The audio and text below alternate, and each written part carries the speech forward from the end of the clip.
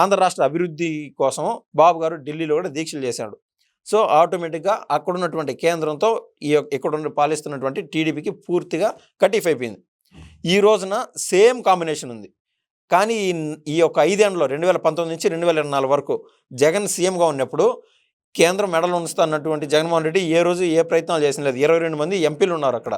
అదేవిధంగా 10 మంది రాజ్యసభ ఎంపీలు ఉన్నారు. ఒక్క రోజు కూడా విభజన హామీల కోసం ఒక్క చిన్న ప్రయత్నం కూడా చేసినోడు కాదు.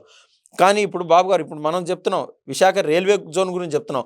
గతంలో పోలవరం గురించి కూడా అలానే అంటే పోలవరం మొన్న జగన్మోహన్ రెడ్డి చేసినటువంటి అలసత్వానికి అంటే పోలవరం చేస్తాము ఇద్దో అనిల్ కుమార్ అనే అతను కామెడీగా మాట్లాడడం అసెంబ్లీ సాక్షిగా మీకెందుకు తొందర మేము చేస్తామని ఆయన శైలిలో ఆయన మాట్లాడడం. కాపర్ డ్యామ్ అంటే ఏంది తెలీదు లేకుండా ఉంటే డయాఫ్రమ్ వాల్ అంటే తెలియని వాళ్ళు కూడా అంటే అంబటి రాంబాబుని కూడా నీటిపారుదల శాఖ మంత్రిగా చేశారు. వాళ్ళు నీటిపారుదల శాఖ మంత్రి కాస్త నోటిపారుదలతోనే వాళ్ళ కాలయాపన చేయడం జరిగింది.